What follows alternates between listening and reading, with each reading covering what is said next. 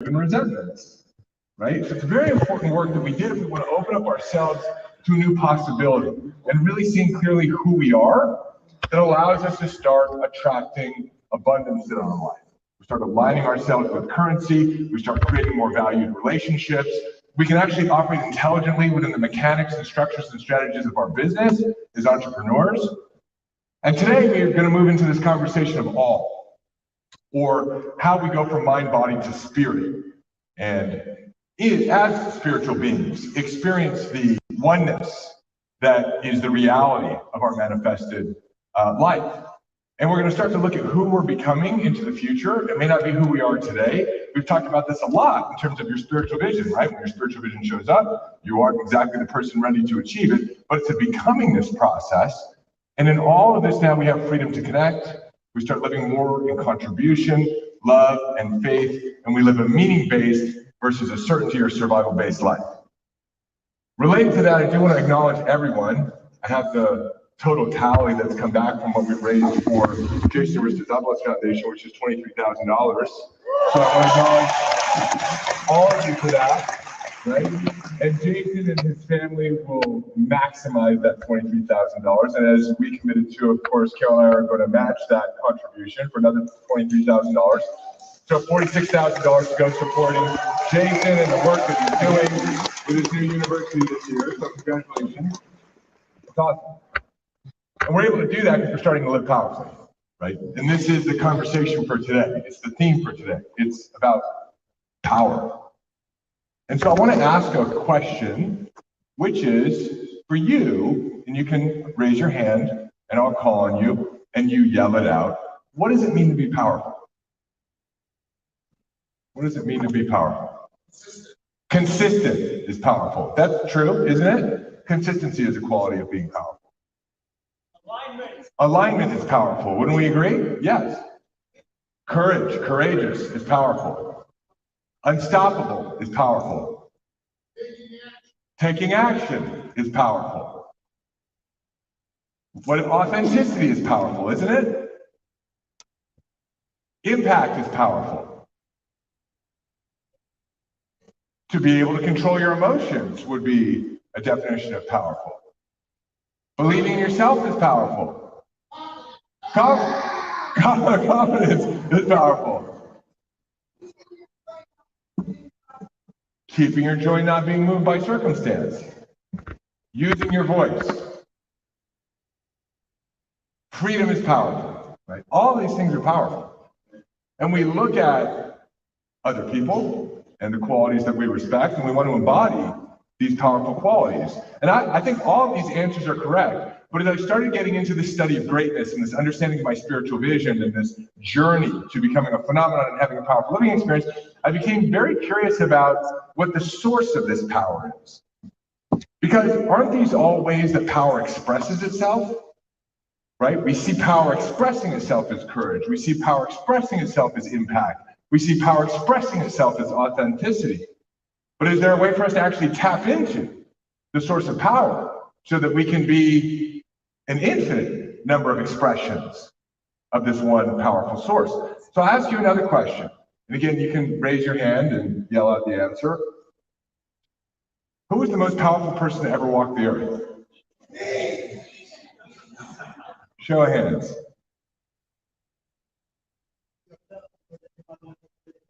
Yourself, that's a really good one.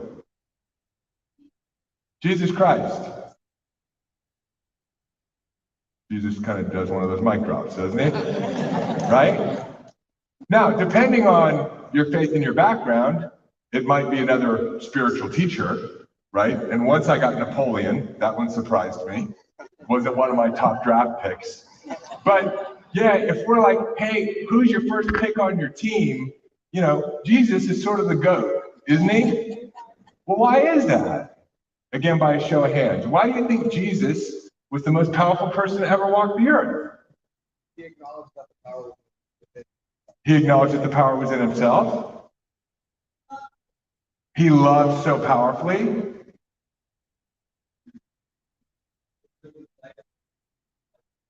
He lived his life as his life purpose. He walked on water, people.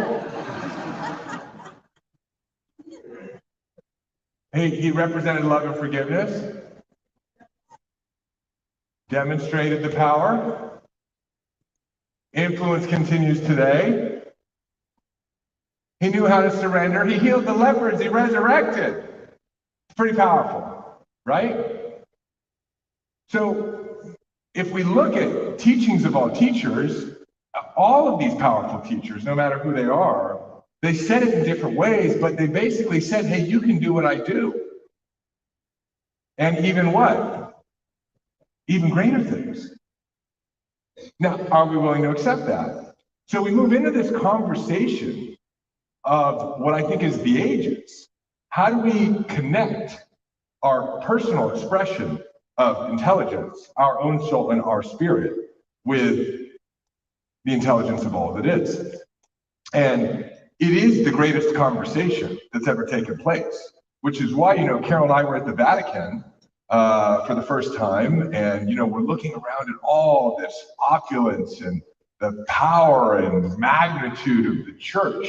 And you walk into before we walked into the Sistine Chapel, there was a little cobblestone that was loose, and I had a satchel, and I went to pick up the cobblestone and put it in my satchel. Carol was like, what are you doing? She was like, you cannot take something from the Vatican. I go, they've taken everything from the rest of the world. And and most of the good stuff I can't even go see. I'm taking the cobblestone. So, right, but the Duomo of the Sistine Chapel, where, the most powerful decision makers within Christianity come and appoint what is the Christian monarch, what it is, the Pope, right? And you look up, and right in the middle of the ceiling is this conversation. And I think this conversation is really a conversation that answers the question of who are you, and what is the source of all power. And so I'm going to share with you my perspective on that. And the reason why I think this is an important conversation, and so did all of the great thinkers and most powerful people in the world, is because the way that we identify with ourselves also becomes our life. Our personality becomes our life, it becomes our limitation. And we live most of our lives through the stories of our past and this really false narrative about who we are. So I'm going to share with you who I really think we are. And I call this conversation the genesis and the evolution of you. So when I got into this conversation and was studying different wisdom teachings and traditions, what I noticed was a pattern. And back in 2005, when I started the venture-backed technology company that I had, where I experienced my meltdown in the midst of growing that business, my expertise in that business was search engine optimization.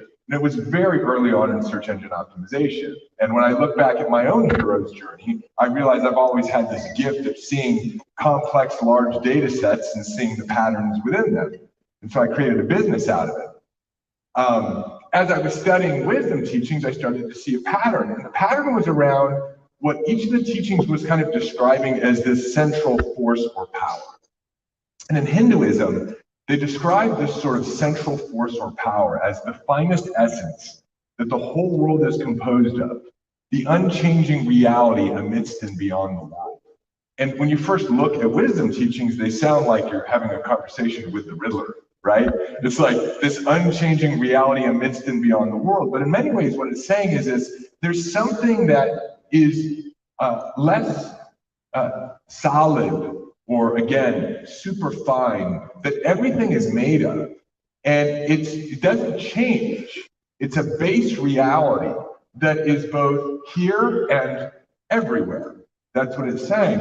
And when you look at Taoism, they describe it as the human spirit. So they kind of begin this relationship with us. And again, I think we could look at spirit as something that has a very fine essence. They're calling it the divinity in man. It's nameless. It has no form. It's eternal, right? Very similar to an unchanging reality. No beginning or end, amidst and beyond the world. So I'm like, wow, different parts of the world, different points in time, they're all pointing us to a deeper understanding of something central to all of our existence that they're now saying also has to do with who we are. In Buddhism, you start to go right into it. It's thine own consciousness, right? So it's your consciousness. It has a quality, again, we could think of as fine, but it adds this light component, shining. It's also void. It's empty. And it's connected to or inseparable from something called the great body of radiance, all light, or this finest essence everywhere, having no birth nor death. As you get into Judeo-Christianity, and I don't mean to just bundle Judaism and Christianity, having grown up with a Jewish father and a Lutheran mother, but just this Old Testament to New Testament conversation, we have this embodiment now, this personification of these disembodied concepts in Eastern tradition, which is God, or the Father, Holy Spirit, right, and the Son, the Trinity. And in the Bible, as we saw during the Moses story, God reveals himself to Moses when Moses is being given his spiritual vision and being called to his greatness. Moses says, well, who am I talking to?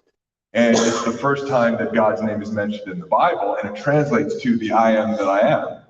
Right? So Moses says, well, who am I speaking to? And the bush says, the you-ness, the you and you is who you're speaking with. And in Hermeticism, which was around 300 to 400 years after the death of Christ, they referred to it as the all, also called the one, the absolute, the great one, the creator, the supreme mind, the supreme God, good, and the Father. So here we see the entrance of this concept of the mind, but we've already got consciousness. We've got this idea of a caretaker, a father, a mother, and allness, a great one. And guys, by the way, on my notes, could I get larger font? I don't know why they disappeared. Maybe we rebooted, because there's some specific stuff here that I need to reference. Here's a quote from Thomas Edison, and I selected it because, you know, obviously he's a very scientific mind. We're in a spiritual conversation, but it's really the same conversation. He says, I know this world is ruled by infinite intelligence. Everything that surrounds us, everything that exists, proves that there are infinite laws behind it. There can be no denying this fact. It is mathematical in its precision. And I really appreciate the description he gives of it as mathematics. And we'll see that, in fact, it is mathematics. It's alive math is what is surrounding us and expressing itself through us. So I'm in the process of wanting to understand, right? Desire is the catalyst for all change and all information. I've got this burning desire to kind of understand how all of this works. And I think it was in my trying to understand quantum theory days of watching YouTube videos about how our reality isn't really our reality, but our senses just interpret this strangeness of energy into a very physical-based reality that we get to experience. And I was becoming obsessed with just wanting to really know, how does this all work and what are these conversations really about? How does it relate to me and who I am? And how can I have it make an impact in my life? And I had a mystical moment. Carol and I went to bed one night, and I had this experience where I was laying in bed for about 6 hours, and I was asleep, but I also knew that I was asleep. I was aware that I was asleep. And there was a dream that was occurring while I was asleep and knowing I was asleep. And it was unique in the sense that I felt this like almost electrical tingling on my head, and I had a vision or a dream. And what I saw was a light, and around it was a void. Now, that's different than, it wasn't outer space, it was nothing. I couldn't tell how far away the light was because there was nothing to measure the distance. I couldn't tell how big the light was because there was nothing to compare it to. And I felt the light. I felt the light like I feel when my baby walks into a room, or when a good friend I haven't seen for a while comes to my house. You know, that connection and that excitement. But it was just a light. And so it was a unique experience because it was almost like friendship and love and connection and soul, but to something that didn't have physical form. And so as I'm emotionally connected to this light, I feel what this light is feeling. And it's feeling alone, and it's feeling desire, and it's feeling curiosity, and it's this feeling of wanting to know more. And they were really like base emotions that drive us through our daily lives. And then as the desire built within the emotion of this light, it expanded. It just expanded, and I saw this expansion take place. And as this expansion of this light, this unembodied personality took place, what I saw within it was space. So on the outside was the void, but as it expanded, I saw space. and I realized it was outer space. And I watched as the outward circles of this energy rippled out to the edges of what I was experiencing. And then I noticed once it hit the boundaries of its full expression, it started coming back towards the center. So there was this outward arc of energy, and then there was this inward arc of energy. Very similar if you drop a stone in the middle of a water bucket, right? You would see the outward ripples to the edges of what exists in the bucket, and then it would start to come back against itself. And I was brought to pay attention to this moment where the outward met the inward. And have you ever seen where there's like two currents, maybe it's in an ocean or a river or a stream, that sort of connect and it starts to make like a little whirlpool? Well, that's what was happening, where the outward met the inward, was a little whirlpool. It started to spin, but it was just energy, and I could see the spin. But out of the spin, stuff started to come out. Now, in our physical reality, everything spins. The electron spins, the atom spins, the molecule spins, your cells spin, the planet spins, the solar system spins, within the galaxy that spins, within the universe that probably spins. In fact, one could make the argument that without that type of rotation, if you stopped it, whatever was physical would disappear. And so I watched as torque or spin came into existence through this very simple math. One arc going out, one arc coming in. And out of that meeting of itself, I started to see the Big Bang. All kinds of materials and rocks and planets and comets. And I watched as this dream continued, and I saw in this one moment, all things become created. So it's a really powerful dream, obviously. And I wake up the next day and I tell Carol about it, and we go for brunch, and I say, I know I've seen this symbol somewhere before, right? This outward arc meeting an inward arc. And again, all of the universe being born from the interaction of those two energies. And so we stop at a stoplight on the way to brunch, and I see it on the back of somebody's car. It's like, oh my God, it's the Christian fish. So I Google it, and I learned that it's this symbol called the Ixtus. Now, the Ixtus was a pagan symbol that represented the womb, or regeneration, or the life force, or fertility, or birth. It was known as the Great Mother, the Vesica Pisces, the vessel of the fish, the place of birth. And I was like, wow, this is so crazy. I just watched the whole universe being birthed from this symbol. And so I started researching it. And I saw that the Vesica Pisces was a symbol that was actually created by Euclid in 300 BC. He was the founder of geometry. And geometry is really the foundation of all mathematics, and it was based on ratios. And so in the Vesica Pisces is the foundation of all modern geometry. Remember in high school, maybe high school, you used the compass and the straight edge, right? And then you got into algebra, a squared plus b squared equals c squared. Well, Euclid was the beginning of all of that, modern mathematics. And all of this came from this original mathematical moment where all of creation started. So I like language, I like words. I was like, I wonder what geometry means. So I looked up geometry. And geometry comes from the Latin root Gaia metria, which means earth, or the measurement of. Now, it's important to understand when we call geometry, Gaia was the ancestral mother of all life, right? It wasn't just earth. It was a very earth-centric model. We thought we were all that was. And after chaos, the mother of Uranus gave birth to the Titans, which is so interesting, right? So Gaia gave birth to all of the gods. She was the child of ether. What is ether? The finest essence that has no beginning and no end, right? You ever hear this idea, if you have a thought that goes out across the ether, right? So Gaia, or creation itself, is the daughter of the invisible. And there's this whole family tree here that evolves, but it's not really a family tree. It's an understanding of the solar system and the galaxies. It's actually a very dysfunctional family tree because I believe Zeus cut off, or Kronos cut off Uranus's genitals, right? His father's genitals, and his genitals that actually spawned Aphrodite. It's very much like the Kardashian family, super dysfunctional. But what you see here is that geometry is really this measurement of the mother of all creation.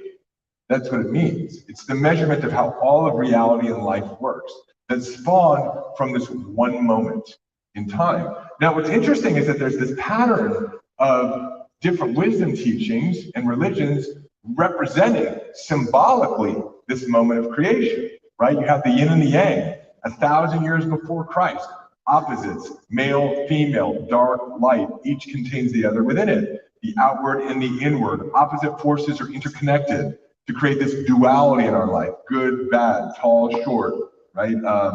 A big, small. And so they're interconnected. Yin and yang, they said, lay at a deeper level in nature and were the most ultimate principles of which the ancient Chinese could conceive, bound together as parts of a whole. Of course, you've got in Judaism this crossing that takes place, this one moment of creation where the upward triangle meets the downward triangle. In Jainism, you had the representation of the swastika, and in Buddhism, 500 BC in Thailand, in India, in China, in Asia. So you have these different cultures, and as they started to try to understand their own existence, we find the same things representing this one moment of creation. Now, it has a different meaning in Christianity, but it would be remiss of me to not go, it's literally a cross. Like we're talking about a crossing here of oneself, a meeting of oneself. We have a cross. The sound of that original moment when all that is expanded and then met its opposite is referred to as the Om sound, right? So we have the sound of that moment as well.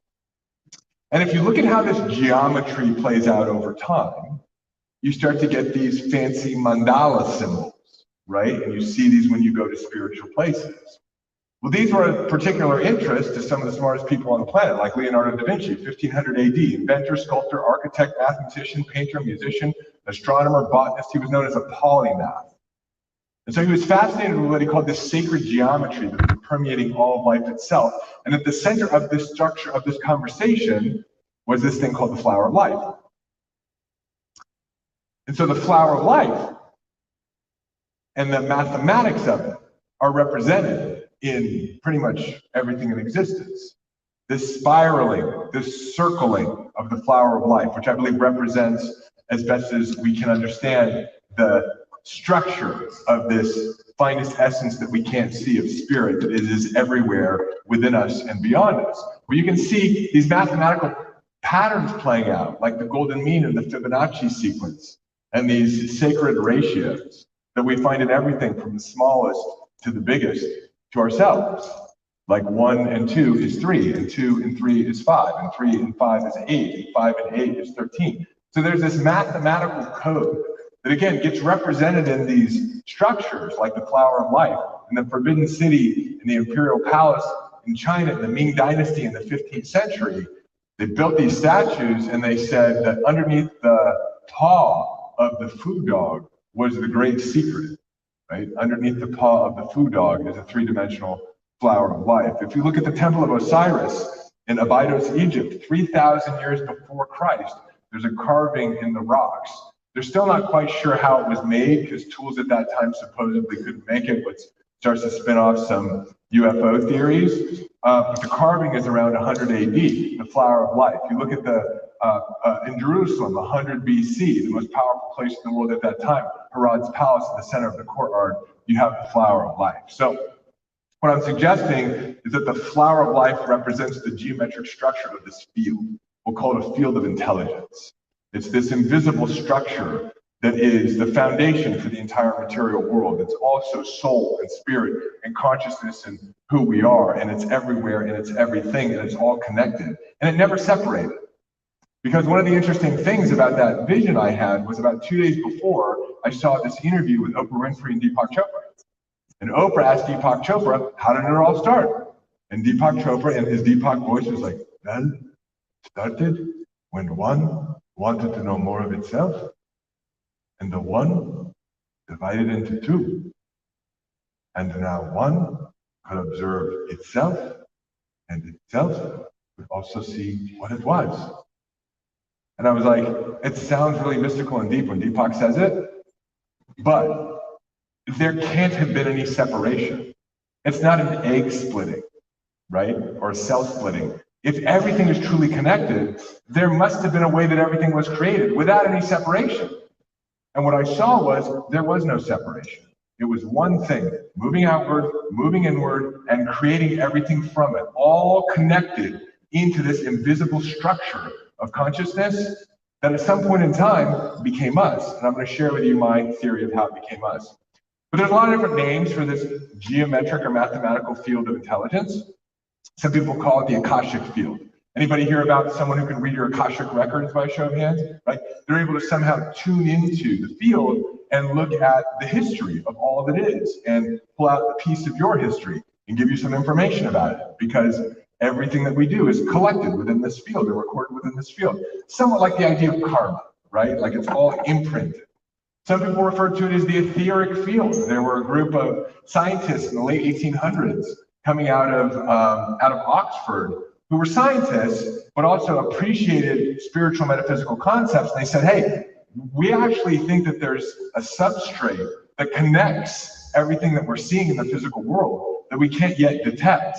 And it's important to understand because it should be calculated in the way that light works. And they were sort of laughed off and dismissed. Some people call it the unified field. Right now at CERN in Switzerland, they got this big hadron collider. Anybody familiar with this? And they're taking particles and smashing them up. And then as those particles smash into smaller particles, they smash them into smaller particles. And they smash them into smaller particles. And they're trying to find the God particle, like the original particle.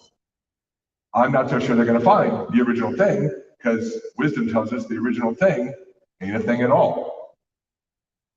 It's also referred to as source energy. For those of you who are my more New Age or Abraham Hicks folks, the Force for my Jedi Knight friends, right? Force be with you, the Force is around you, right? The Force is everywhere, right? Obi-Wan Kenobi talks about this. We should listen. So here's what I think may have happened in the beginning. In the beginning, all that was and all that is, the One, the Father, the Mother, the infinite intelligence, decided to know more of itself. It had desire, just like we all do. As it came to know itself by experiencing itself through this crossing, the physical universe and all matter and energy, basically everything in the universe, was created from it. What is it? Well, we could call it energy, consciousness, spirit, love, intelligence. This is how we like to talk about it, as intelligence. Intelligence that is unembodied. Power, bringing us back to the whole point of this conversation. It is the source of all power. And the history of the universe is the history of its evolution. So let's do a little walk down memory lane with our friend, all that is, power, which we are trying to develop a direct relationship with so that we can be the expression of all of these noble qualities that we associate with power. You guys with me? Okay. So, brief history of the universe. We know that 13.5 billion years ago, something happened. Okay, we believe that just before 13.5 billion years ago, there wasn't anything. And if there was one wish science could have, one miracle, right, that could be outside of the scientific model, they would want it to be some spiritual explanation for the Big Bang. It's like the thing that's missing, you know? It's like, how did that happen? Well, something happened 13.5 billion years ago. And when it happened, we got physics. What that means is we got matter, meaning stuff, physical stuff. Energy, there's energy that could be detected. Time and space, because now that we had stuff, we could start to measure things like space and time, distance, right? That happened 13.5 billion years ago. About 0.3 billion years later, chemistry was born. So all of that stuff and the energy started to cool down and organize into molecules, right? The periodic table, we got chemistry. Before that, we didn't have it. 3.8 billion years ago, biology was born. The first life forms, at least on a planet called Earth. Certain molecules, like they weren't life forms before, but at some point they organized themselves into having some aspect of themselves be like a little antenna. Right? And all of a sudden, life could now enter what was previously inanimate objects and life forms. Right? So given enough time, the stuff that wasn't alive became alive. 2.5 million years ago, organisms called humans were born. And 70,000 years ago, a human known as the sapien was born. They were unique to all other organisms in their brain structure, and that they had the capacity to be self-aware, use language, and to imagine. And so what I'm suggesting is that in the beginning, all that is began to move in order to know more of itself. It came to know itself by interacting with itself, and therefore creating the material world. As the material world evolved, some of that matter developed structurally into something that could become a life form. And now that original energy, which was life itself, could now transmit into those objects to have an individuated life experience. And so this is how we start to get infinite intelligence. It is one life form, infinitely expressing itself through all of us, and working in infinite intelligently ways to coordinate all of us through our hero's journey together. It is also the foundation of everything that we find that is physical stuff in the world. So in a sense, I believe everything has consciousness, right? Just different degrees of it. So again, this was the question or conversation of the ages. How do we connect ourselves more deeply with the source that we came from, which is also who we are? And our approach to this conversation is through a changed mind. By learning how to become aware of that which is limiting our connection to the greater part of ourselves and transforming that misunderstanding. As I mentioned before, this was this magical moment in scripture where Moses meets his spiritual vision and says, "Who am I speaking to?" And the bush says back, "Well, you're speaking to the I am who I am. You're speaking to the essence of who you are, yourself, the I that am inside of you." Now, this idea of the I, right, that is inside of you, also permeates a lot of different conversations. You have the all-seeing I, or I, which is the Agnya, or the chakra in your forehead, which, when it's activated, allows you direct connection to spirit and yourself. If you look at Masonic symbology, they use the compass and the square, which is interesting because you see the crossing again with the compass and the square. And these were the tools that built the foundation of power and structure in the world, the Temple of Solomon, using these sacred mathematics. And then you have the G in the middle. What does the G represent? Geometry, right? Everything that we see, for example, that the Masons built within the structure of the architecture within the United States, all based on these divine mathematical and geometric principles in honor of all that is. So much so that we put the all-seeing eye on our currency. Right? So what I'm suggesting is that we're receiving life or energy or intelligence itself into ourselves, and it's expressing through us. We don't live that way as if we are the source of all power, as if we really could just decide, as if we are in orchestration with ourselves, and that we would never harm ourselves. And therefore, even though life shows up in ways that we don't expect, I must be working for my greatest good, my greatest prosperity, and my greatest growth.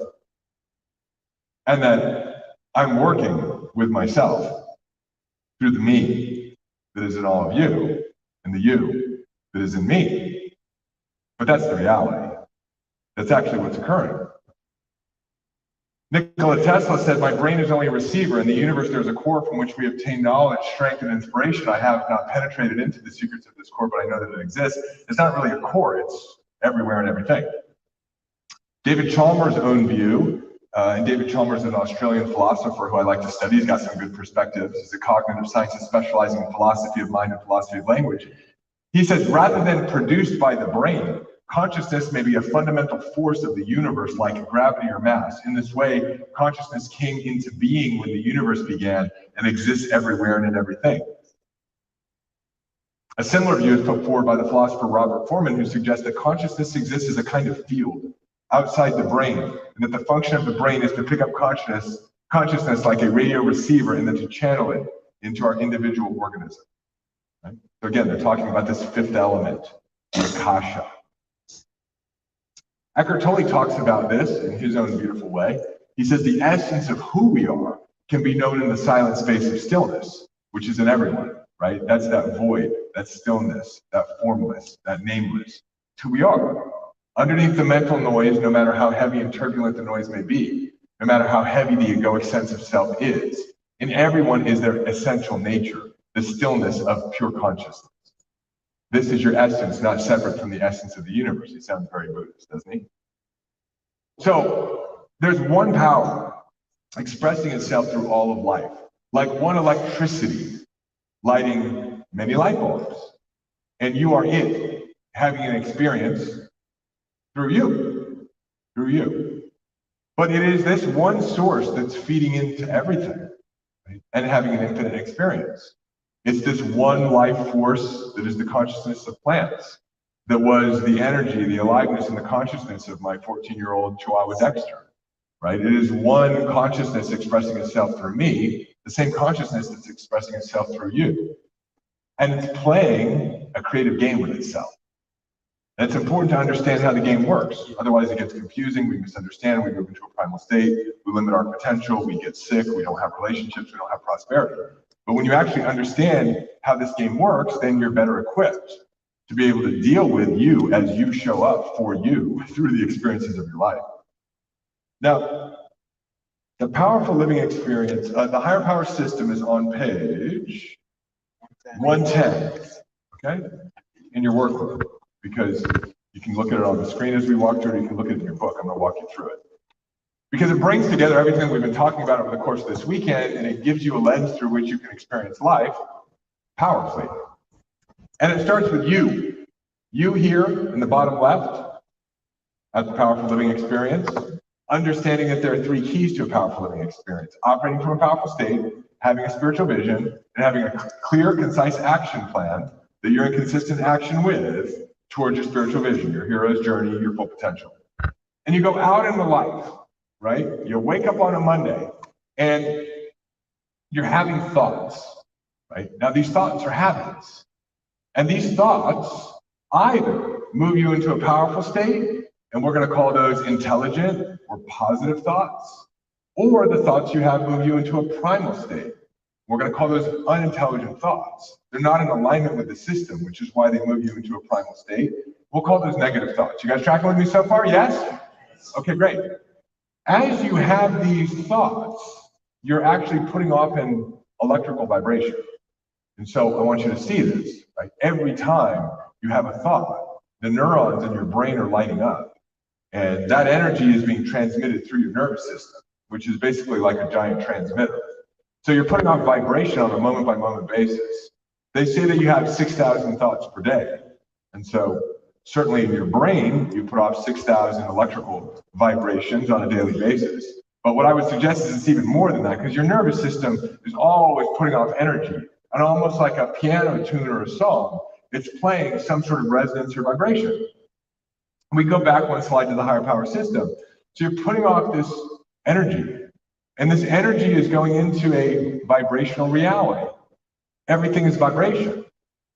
We learned early on in our education, as poor as it was, that everything is made up of atoms, yes? And an atom has some components: a nucleus with protons and neutrons, and electrons that orbit around the atom. Do you remember that? Now, I remember where my teacher used a model and said, from a proportion standpoint, the nucleus of an atom is like putting a basketball in the middle of the football field. And the electron is like a tennis ball circling or orbiting in the parking lot. And so an atom is 99.99999999999% space. It's almost nothing. In fact, now that we're able to actually look more deeply at the electron and look more deeply at the neutrons and protons, we actually start to see that they're not made up of physical fixed stuff either. They're actually made up of little vibrating things that have some level of predictability, but we never really know what they're going to do. So it's all really energy fluctuating. And so you're putting energy out from you into an energetic reality that our senses are interpreting into a very physical reality, right? I mean, you see me up here, but I'm just actually a bunch of energy and mostly nothing. How do I look? Right?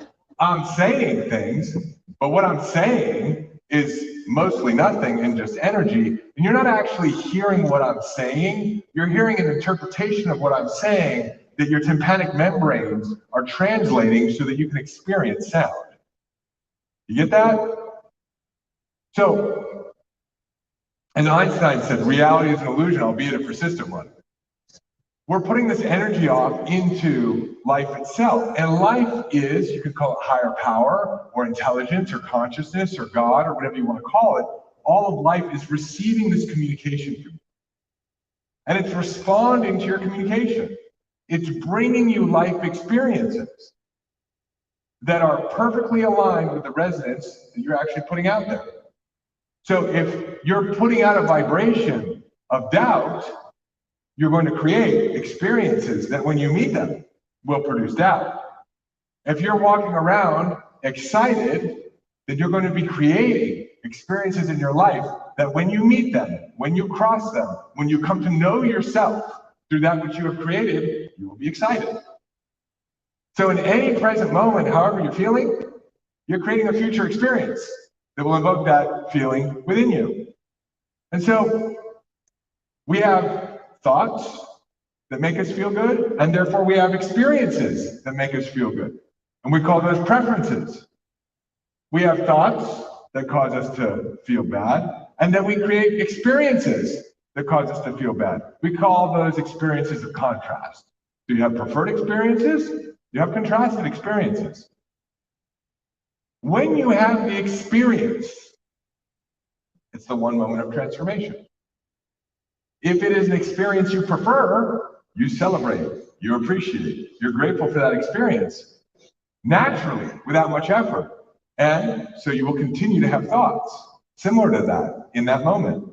But if you have an experience that is a contrasted experience, if you continue to be stressed when you meet that experience, if you continue to doubt when you meet that experience, if you continue to be afraid when you meet that experience, you will put off a vibration of doubt or stress or fear and continue that Groundhog Day cycle. So that's why the present moment is the only moment, and it is the one moment of transformation. Because when you realize that everything you experience, you've created, and when you realize that the reaction you're having to what you've created is actually the emotion or thought pattern that created and originated the experience, you can take radical responsibility for your life. You can go, oh, it's not this thing. It's me, right? It's me. That is me. That's me, happening to me right now. And so our work is to notice that you're in a primal state, because a lot of time that's easier than paying attention to your thinking all day long. You're like, oh, I don't feel very good. Now you know it's called a primal state. There's only how many states of being? 2. Then you take a look at your thinking. You go, what is it I'm thinking? Because I know that my thinking is the only thing that's causing me to feel this way. And if you're moving into a primal state, you know that your thinking is what? It's not true. And so you use the tools we've been teaching you to see that your thinking is unintelligent, right? That may be seeing the belief and shifting it. That might be noticing you're telling a story and doing the story versus what happened. That might be a decision matrix. It might happen in the moment. It might happen when you're reflecting that evening, or you're doing some morning work and ritual, if you make this a daily practice, which is why it has to be a practice. But as you realize, oh my gosh, that's not true, I am powerful. Oh my gosh, that's not true, I can start now. Oh my gosh, that's not true, there is enough time, and there always has been enough time. Oh my gosh, that's not true, I've always had enough, I have enough now, and I will always have enough. In that moment, you change the experience. And you record the experience differently. And you imprint those new thoughts and those emotions into your nervous system. And in that moment, you change you. And from that moment forward, you've now changed. So you have slightly different thoughts and slightly different feelings. And as you continue to work this practice, just like you would do if you were at the gym, you can completely re-engineer yourself and re-engineer your reality. Your brain is an incredible vibrational device. It puts out a lot of energy. The average person has 60,000 thoughts per day, 2.5 petabytes of storage. You've got an incredible memory capacity, 250 times the Library of Congress. In 2009, these numbers are outdated, but 16 human brains had the processing speed of all computers on the planet. Your reaction to your thought happens almost instantaneously. And simulations to produce the same effect of this capacity that I just described, they would need a 10 megawatt energy, almost a small hydroelectric plant in order to power your brain. But it's actually highly efficient. It only requires about 20 watts of energy. In aggregate, humanity is producing the same amount of energy through their brains and putting it out into the system to power Southern California every day. So if we could turn off all the lights in the world, you just see all of us walking around, putting off light and energy, right? Into this vibrational reality that is realizing, manifesting, manufacturing, materializing exactly those types of experiences that will invoke the same emotion or thoughts that we started with. I ain't the only one saying it. So this is the structure, right? And that's why it's important to fundamentally believe that life is always working for your greatest growth, your greatest prosperity, your greatest evolution. That's why we're having you look backwards and see that those things that were challenges have actually been part of making you who you are. That's why we're taking you into identifying the people who hurt you most and seeing that they served a purpose and you served a purpose with them because we're all connected. You were there to take their pain because they didn't know where else to put it. But you actually can drop the hot potato when you get into this work. Can you imagine if all of us could receive the pain of others, but rather than passing it on to others, we could just put it down? How quickly would the planet become peaceful? But we don't know how to do that. We take it on as ourselves, we make it personal, and then we got to throw it at somebody else, right? But this work allows us to no longer do that. So you got to understand who you are. You got to understand how powerful you really are. You got to understand your true nature. We must understand that we're all one, really. This afternoon, we're going to take you into an experience of that oneness. Really powerful process. Again, if you're like me, you may feel nothing. If you're like Carol, you'll go astral travel, okay? But it's working no matter how you experience it. The most important decision we must make is whether we believe we live in a friendly or hostile universe, because that will become your reality. You treat mindset like what? Like your life depends on it. Why? Because it does. It's everything, right? What matters more than actually knowing who you really are, right? What matters more than knowing how to be able to re-engineer yourself so you can transform your reality, right? What matters more than being on a journey in your life of healing those misunderstandings so you can translate them through your nervous system? And as you do, you expand your capacity, you become even more powerful. Like, what matters more than knowing that life is always working for you, and every challenge that you've had and every challenge that you will have is just part of a highly intelligent design working for your greatest growth, your greatest prosperity, your greatest evolution? What matters more than knowing that every experience we have is actually some form of love? Nothing else matters.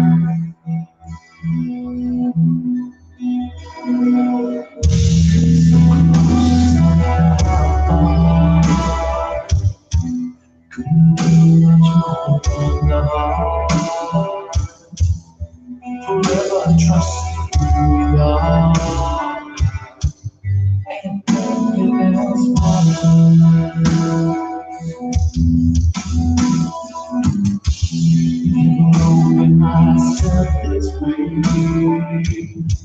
Life is ours, we live it our way. All these words I don't just say,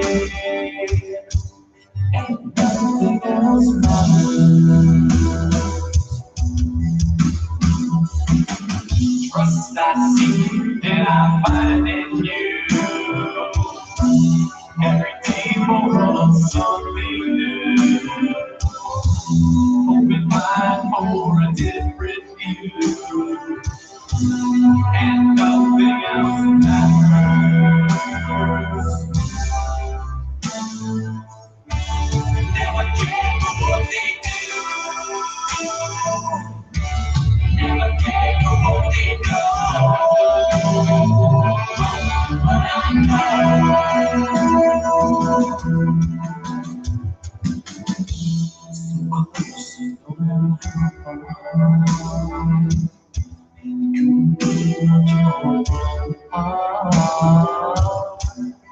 forever trust you, and nothing else matters. Never care for what they do. Never care for what they know. But I know.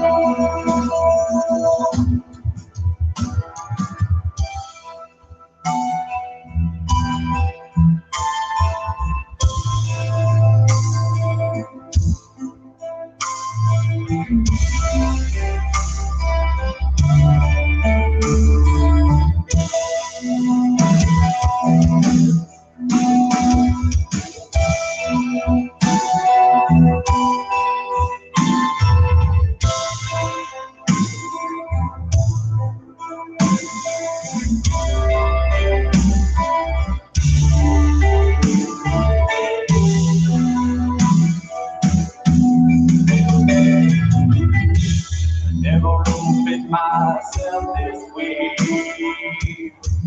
Life is ours, we live it our way. All these words I don't just say, and nothing else matters. Trust I see and I find in you. Every day for us something new. Open mind for a different view, and nothing else matters.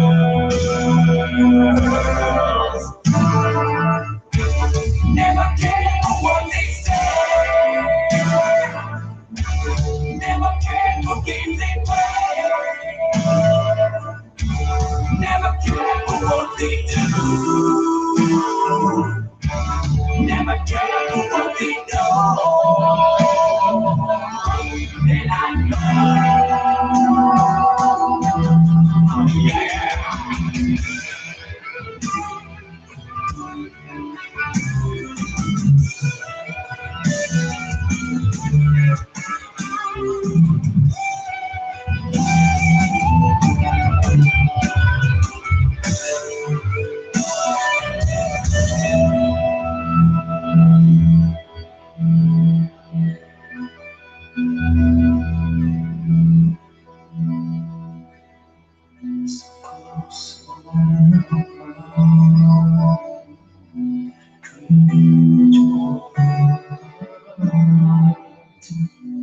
Forever trust you.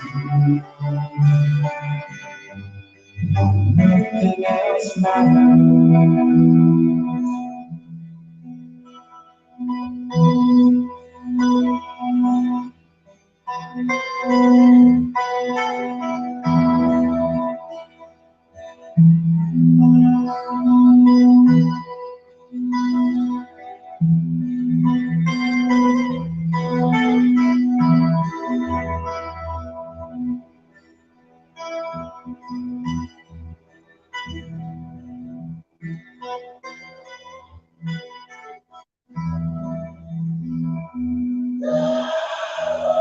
All right, I want you to take 5 minutes Take 5 minutes, write down your biggest takeaways so far from the event. Breakthroughs and takeaways.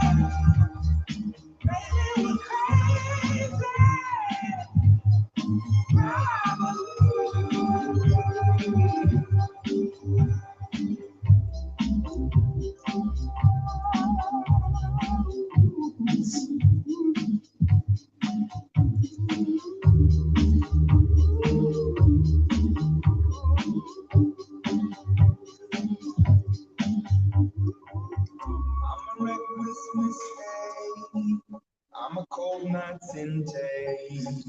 I'm one night too long. I'm a come on too strong. All my life I've been living in the fast lane. Can't slow down. I'm a rolling freight train. One more time, gotta start all over. Can't slow down. I'm a lone red rover.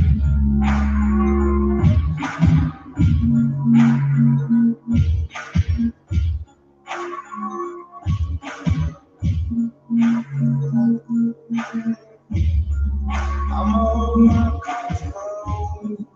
I'm a wreck when I goes. I'm a first class sit down. I'm a shut up, sit down. I am the headpiece. I am the color of bone. It's never arriving in me while the day race always a touch out of you. And I am the color of all my life. I've been living in the fast lane. Can't slow down. I'm a rolling train. One more time, gotta start all over. Can't slow down, I'm a lonely rover.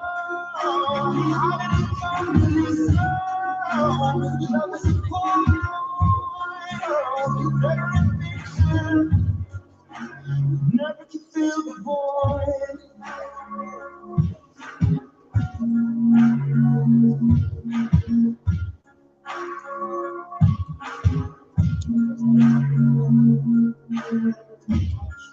I'm a midnight talker, I'm not a walker.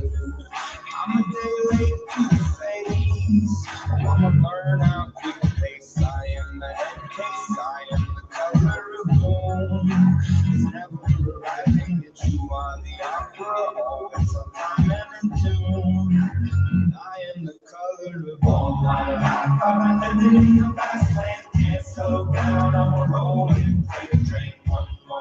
I'm gonna start all over. Dance around on my lonely rover. Whoa, how did it come to this song? Love is a poem, never in fiction, never in film.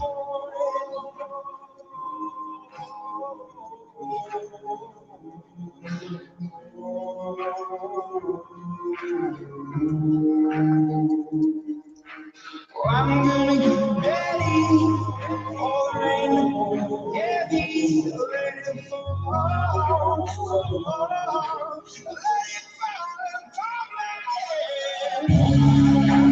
Let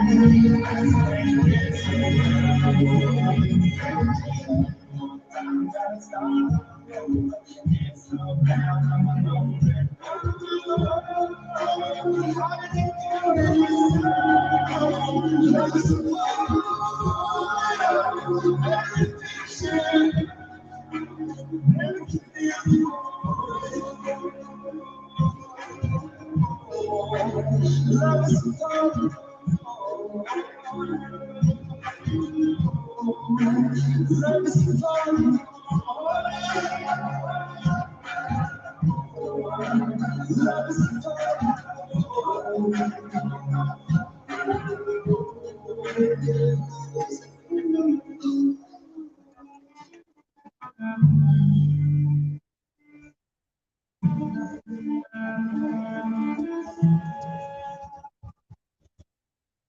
All right, go ahead and find 3 partners, get into groups of 4, share your biggest breakthroughs and your biggest takeaways. Notice if there's any common takeaways, common breakthroughs, or anything you want to borrow from your partner, which was a great distinction or an awareness.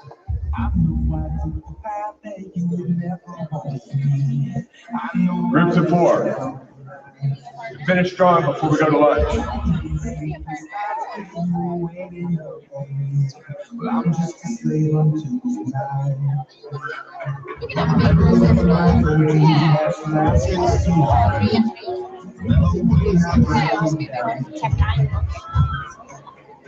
I know I took the path that it would never walk me.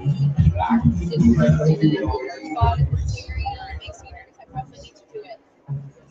so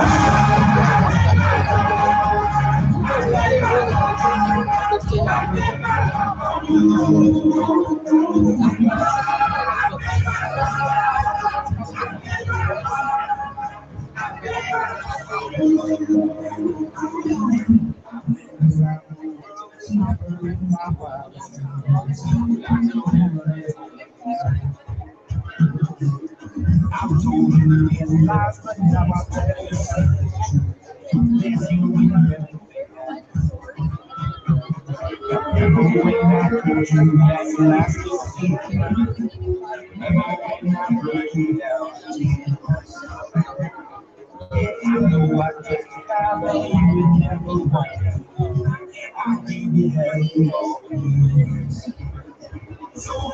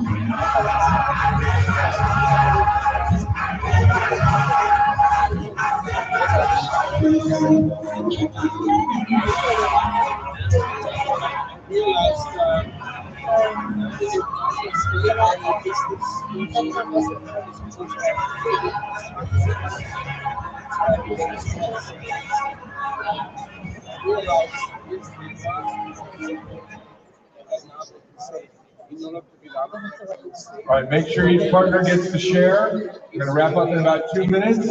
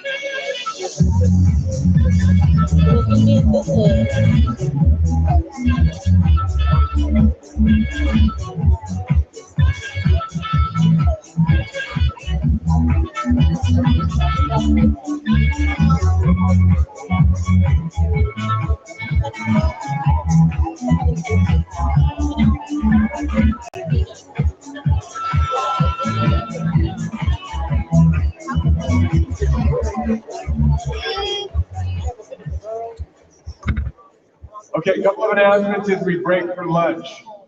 Let me see here, the team gave me this. The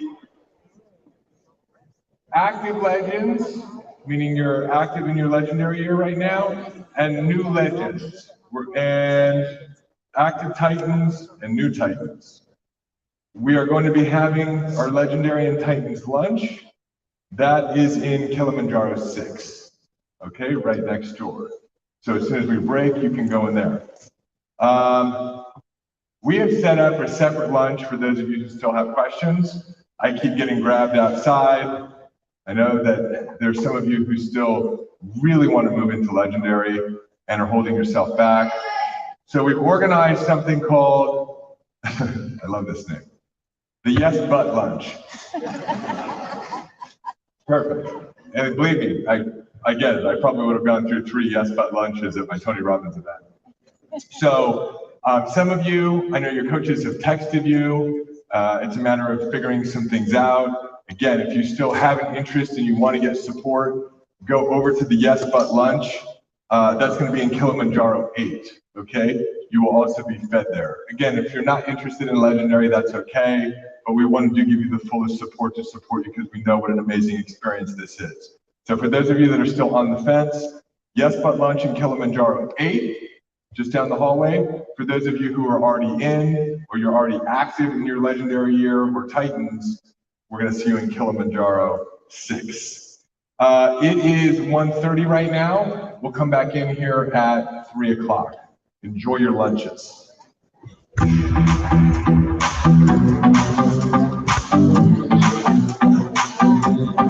Let's go. Make no excuses now. I'm talking here right now. I'm talking here right now. Let's go. Your time and money now. I'm talking here right now. I'm talking here. Powerful creators, once again, you have 90 minutes for lunch. Make sure you're back here at 3 p.m. sharp. Once again, Legendary members, don't forget, there's a lunch with David taking place in Kilimanjaro 6. And if you were still on the fence, once again, for Legendary, join us in the Yes But Lunch, once again, in Kilimanjaro 8.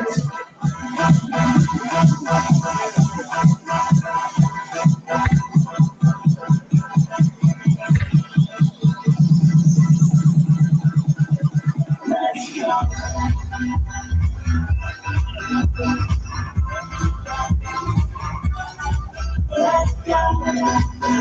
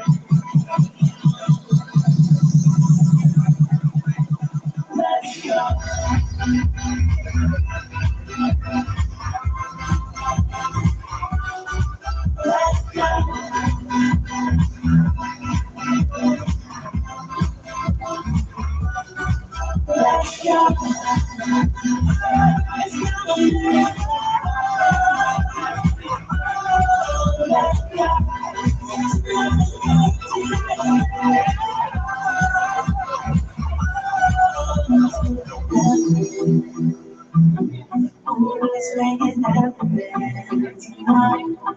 Let's make it happen. Oh, let's make it happen tonight. Let's make it happen. Let's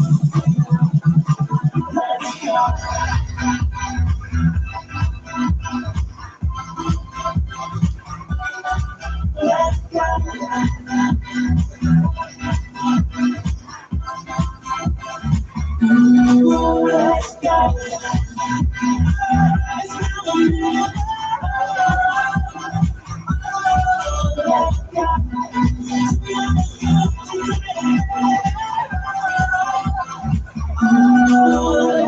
All right, moderators, at this time, I'd like to ask everybody to please gather all your personal belongings and please clear the room for lunch. We do have to reset the room and prepare for a very special process as a presentation for when you come back. So please enjoy lunch and do us a favor once again, and we need to clear the room at this time. Thank you, powerful creators. See you in a little bit.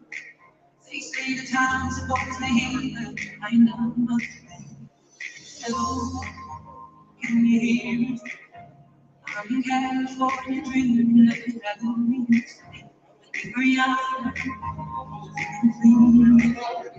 I've forgotten how I felt before the road left me. There's such a difference between us and a million.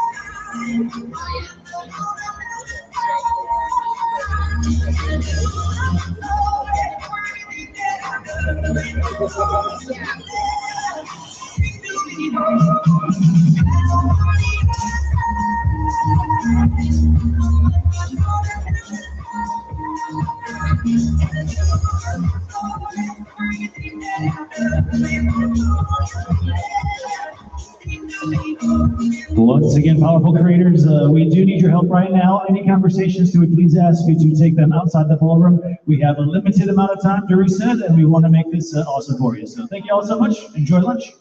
Don't you love me? Talk about myself. I hope you ever make it out of that time. Don't feel to go. I'm running out.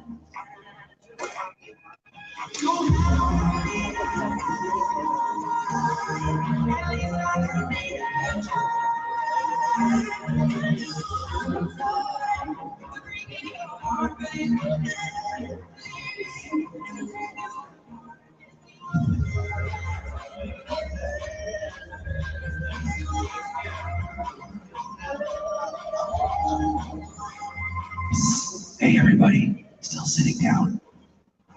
We love you, but we need the room.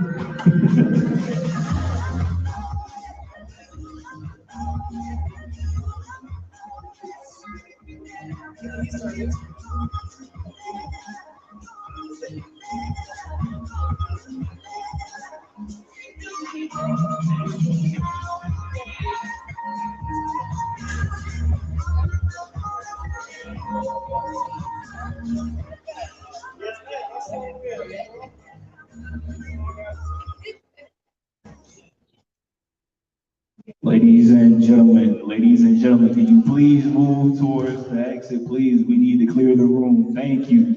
Please, we gotta go, we gotta move. I don't mean to be impatient or rude, but we gotta work, we gotta make it dope for y'all, all right?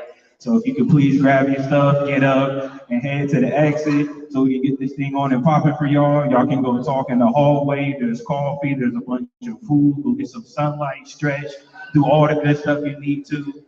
Please, let's go. I'm passing off my job to him. Good stuff, all right.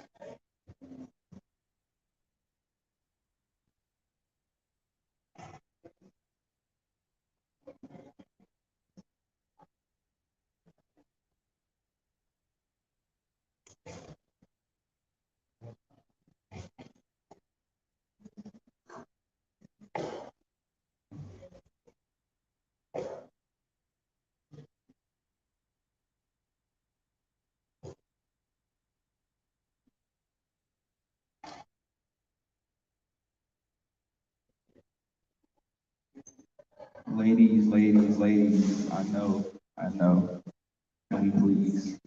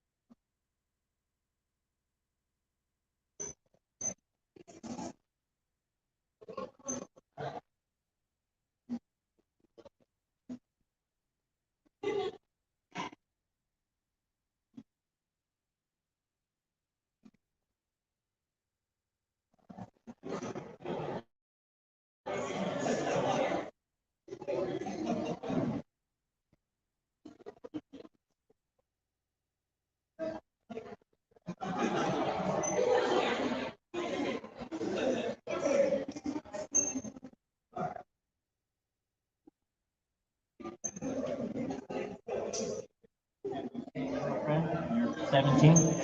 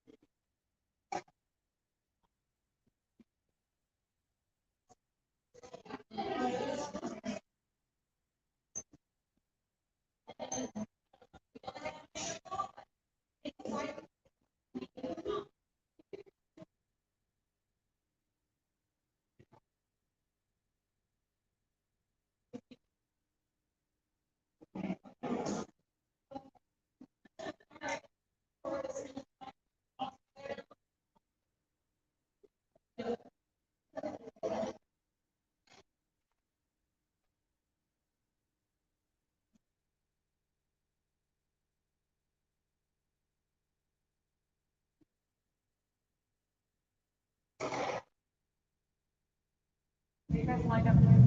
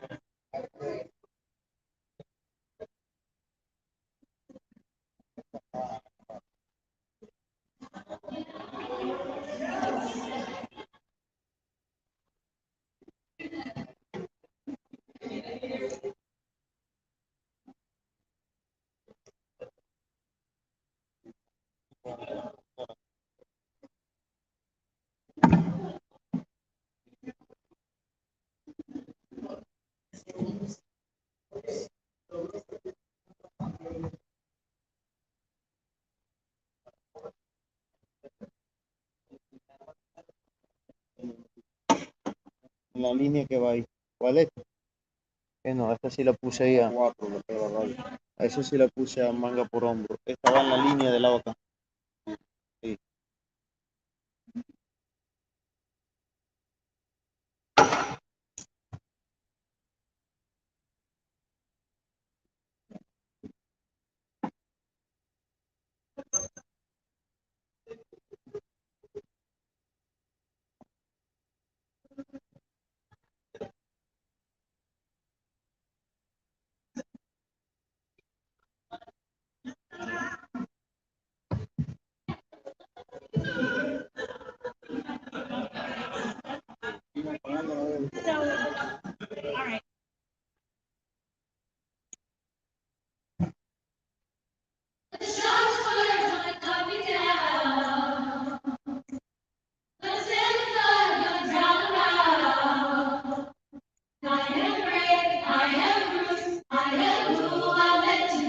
This is me. Now, 'cause here I come. And I'm marching on to the beat I drum. I'm not scared to be seen. I make no apologies. This is me.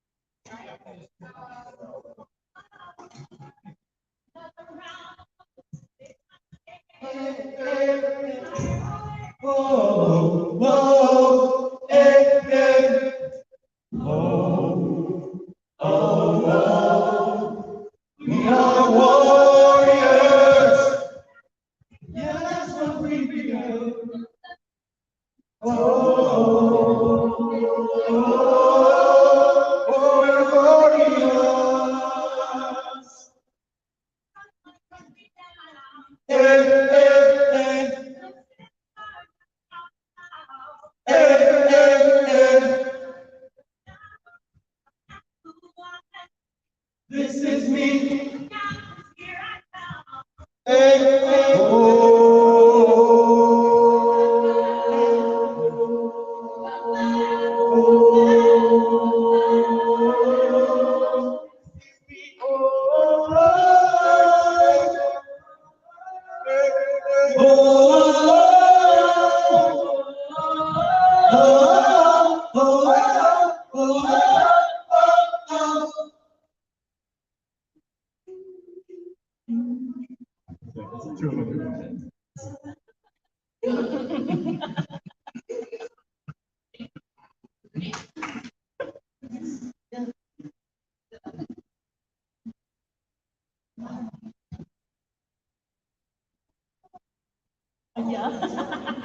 Okay.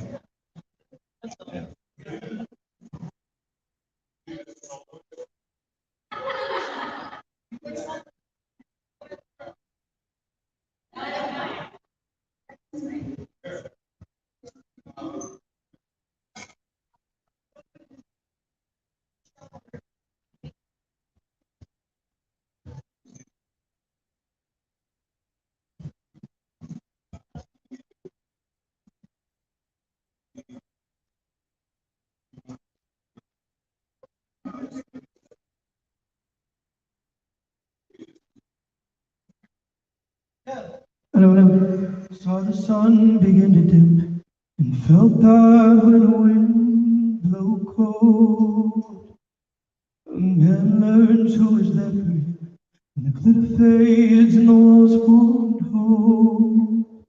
'Cause from that rubble what remains can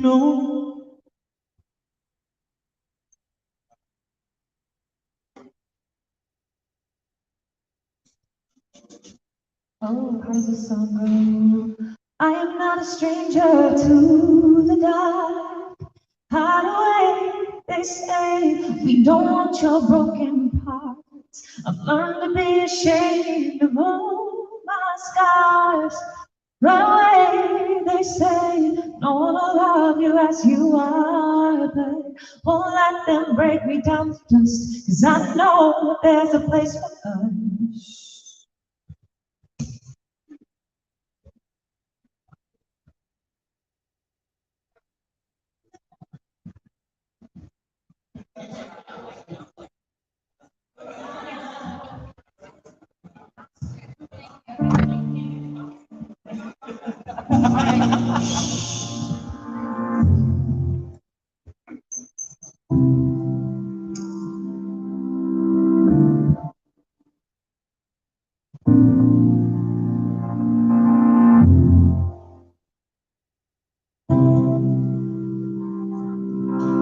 Saw the sun begin to dim, felt that wind blow.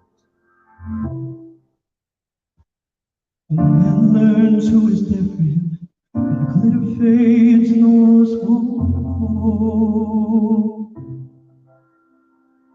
'Cause from that moment remains can only be what's true. If all was lost, there's nowhere I gained, 'cause it led me back to you. From now on, these eyes will not be blinded by the night. From now on, what's waited till tomorrow starts tonight. Starts tonight. Let this place in me start like an end in my heart. From now on. From now on.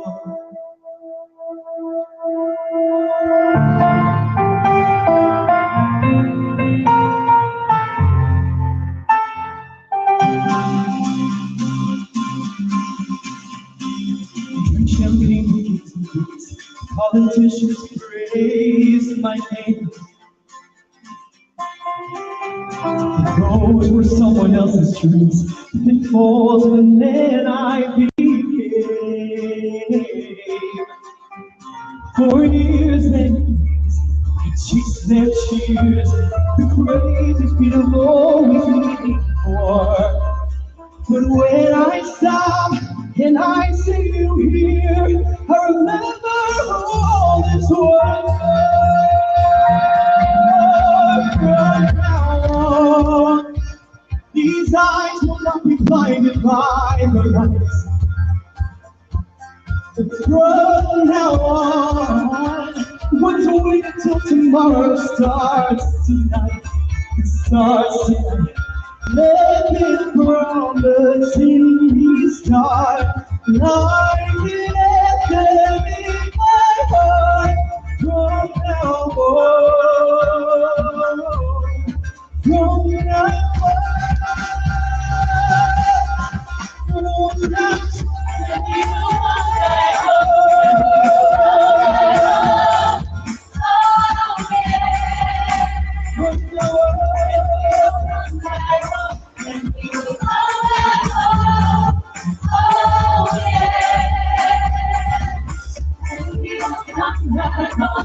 We will come back home.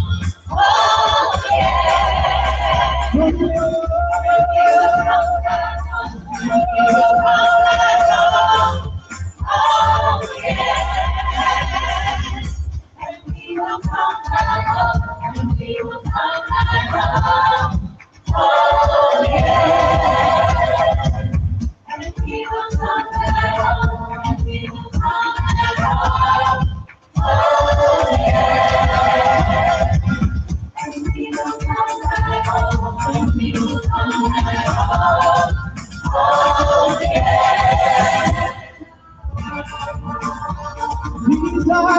I'll be blinded by.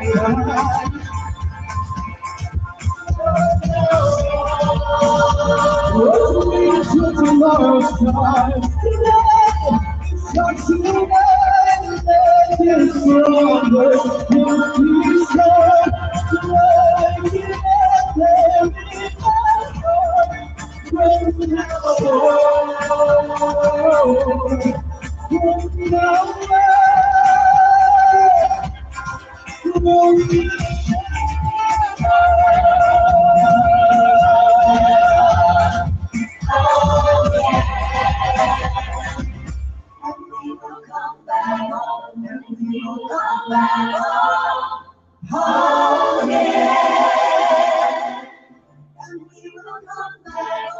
And we will come back home, home again.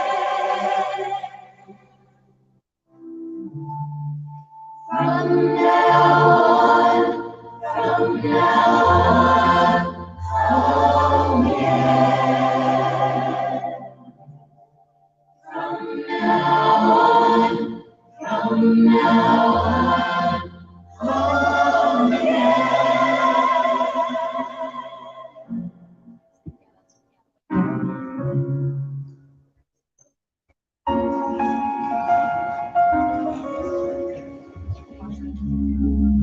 I'm not a stranger to the dark.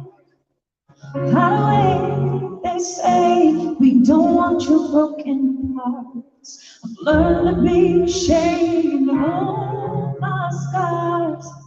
Run away, they say no one will love you as you are. But won't let them break me down to dust. 'Cause I know there's a place for us. For we are glorious. When the sharpest words wanna cut me down, gonna send the fire, gonna tell the mind. I am brave, I am bruised. This is who I'm meant to be. This is me. Look out, 'cause here I come. And I'm marching on with the beat I drum. I'm not scared to be seen. I make no apologies. This is me.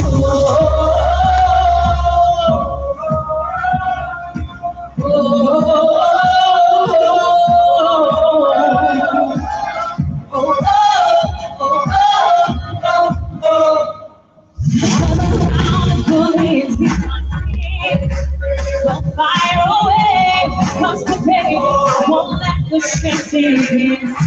We are bursting through the barricades and reaching for the sun. Yeah, that's what we become. Won't let them place me down. I know that there's a place for us. What we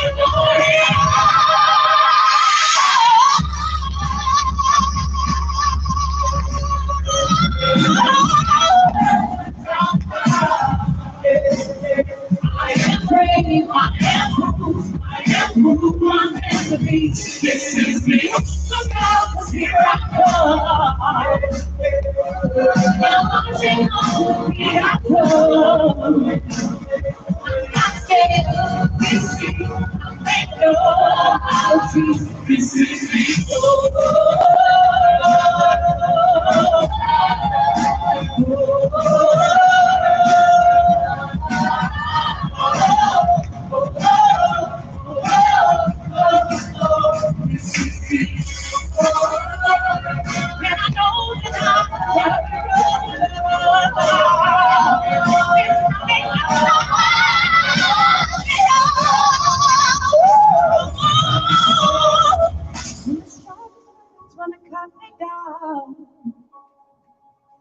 Gonna send blood, gonna drown them out.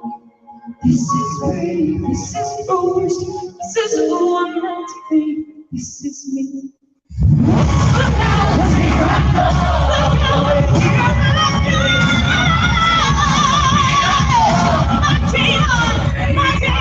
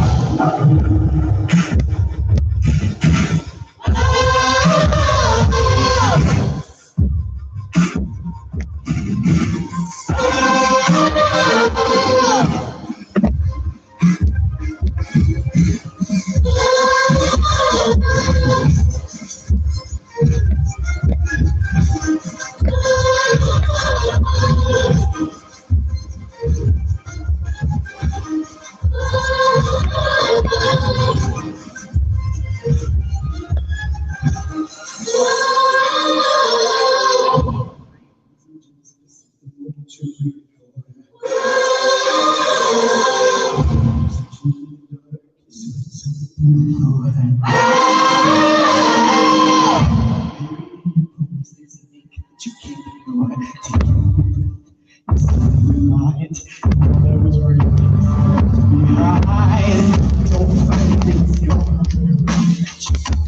only this moment you're feeling free. Surrender cause you're feeling fit. Take it all. It's vibrant, freedom, it's flooded open. It's a breakthrough in the puppet and you find the motion. It's celebration at the brink of everyone who told you what it's about. Do you want to go? There's something in the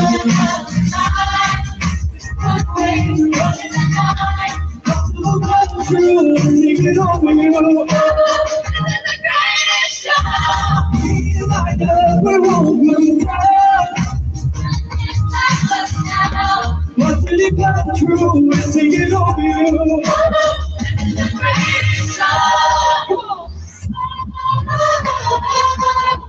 I'm so complete when the artillery. When the clock sits down and we crown on the surface king. Don't fight it, it's coming for you on the action. It's growing at this moment, it's running our shining we feel. So ready for the calling when you want to go. Run away, you're running. To came you. We light it up, we won't go wrong. Want it to come true and take it over you. Little boy, go to you. When you want to be.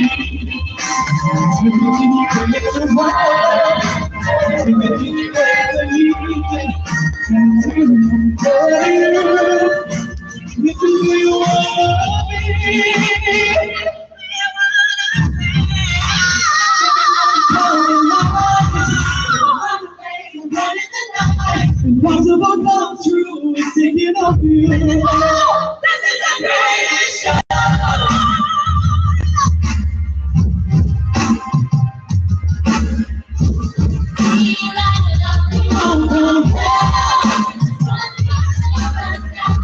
Watching it come true, it's taking off you.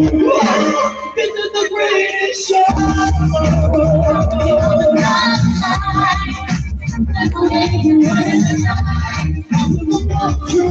Take it over you.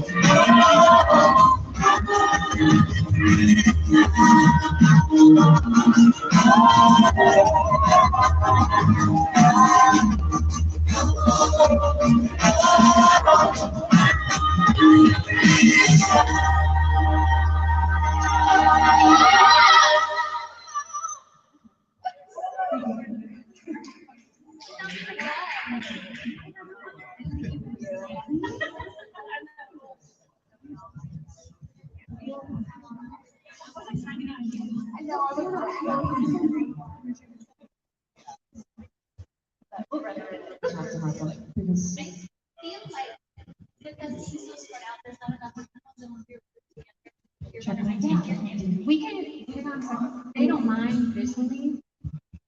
Then maybe we can. I was gonna say. I don't know if you want to like do it together or if they care if you kind of close a little more. Yeah. I'm gonna do a couple things. Check 1, 2, check 1, 2. If I check. I'd rather us have too much, too little. I'll never get some feedback issues, but Check 1, 2, check. Anthony, you're not ready. You're trying to get Oh, a check, sorry. Hi. Hello, check. Checking microphone 12.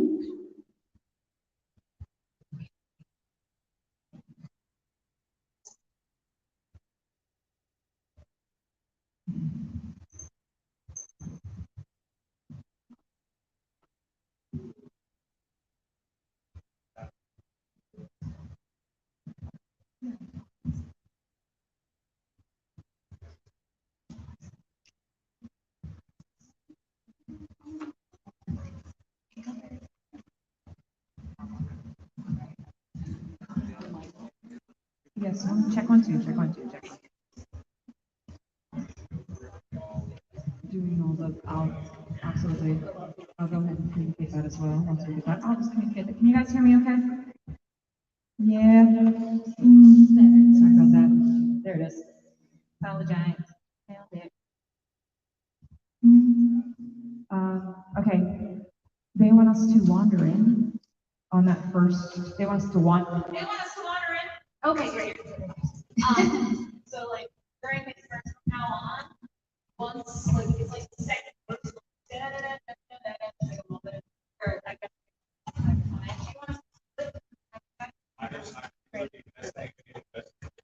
Alright, so we're just gonna, yes, it just asks, yeah. So we'll go off. Check 1, 2. Is it this back, this little thing with the theme? That makes sense. Yes, ma'am. Okay. You have a little awning over here. Okay. Oh, okay. No, I agree.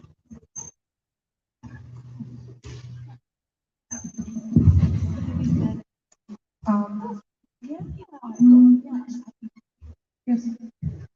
Why not? Yeah. I'll see you right here.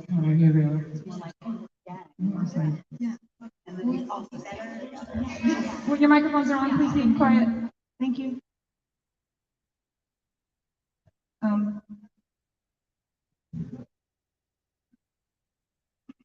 Okay, guys, choir, can you hear me? Love that. We're gonna like halfway through the second verse of from now on, like ding ding, ka-ding ding ding, ka-ding ding ding. You know what I'm talking about? Cool, perfect.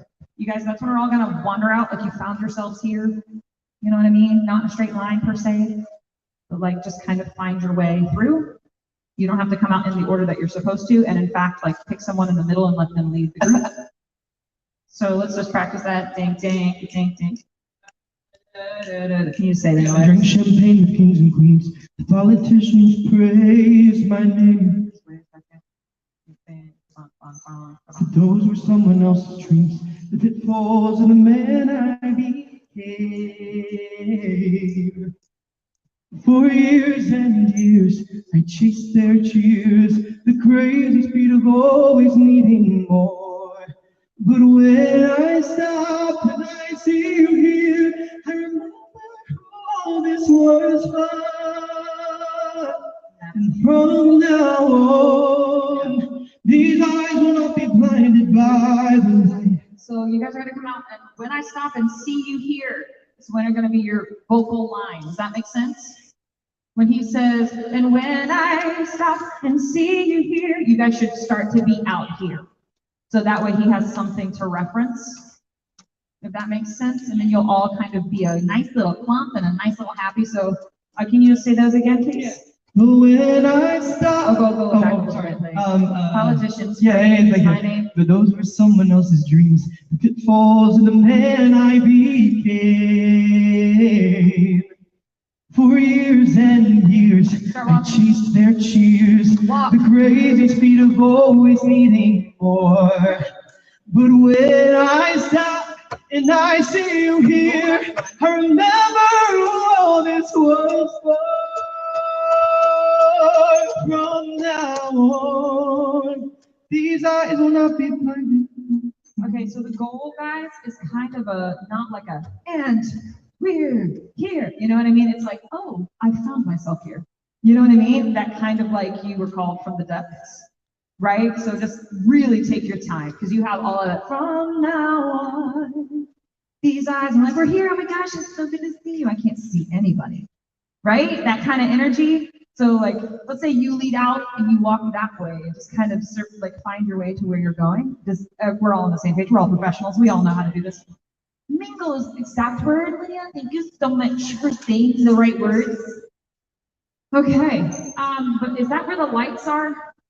Will there be lights as they're walking out?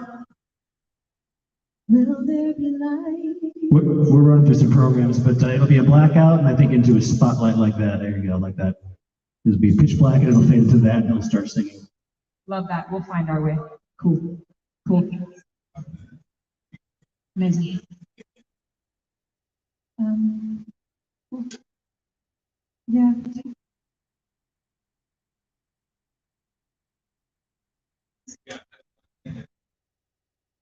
Take it out.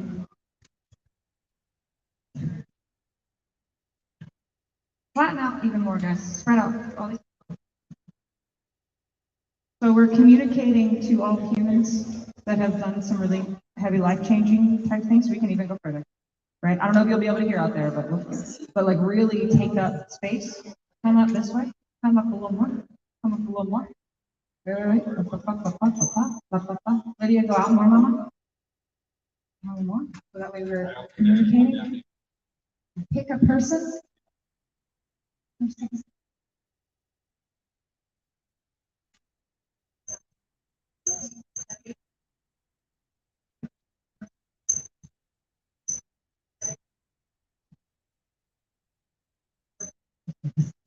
Okay. And I'll be there. I'm still here. Correct. You're right. I was wrong. Is this okay? How does it look, Brent? Better that we're still kind of open for everybody? Would you like for us to? If we love that. We could probably still, if this is where the monitor, is the monitor on right now? Is this our, we could use more. I could personally use more in this wedge, if that's possible. Check one, too, because check. Yeah. I'd rather us come get all of our references from this wedge here, so that way we can stay in. We'll just sing to this moment. You're awesome. Sounding great. Hey, Anthony, can you talk, baby? Hello. Well, Test. that's good. And the runaways are running the night. Cool. Better than nothing? Test. All right, and you'll just have to give me some feedback as to whether or not you can hear on the other side of that wedge, and otherwise we'll be fine. Everybody can hear so far, and we're ready to run from the top? We're ready if you are. Let's head back, guys. Let's go back into our cubby holes.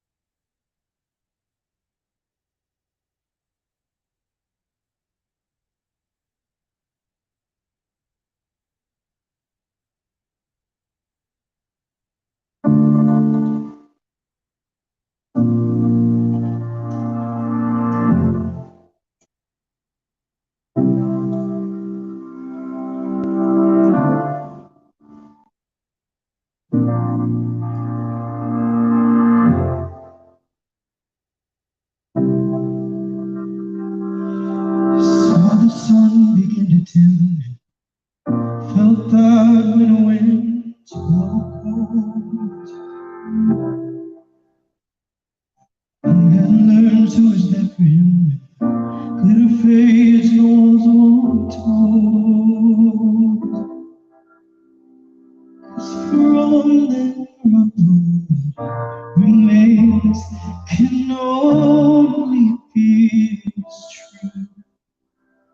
If all is lost, there's more I gained, and it led me back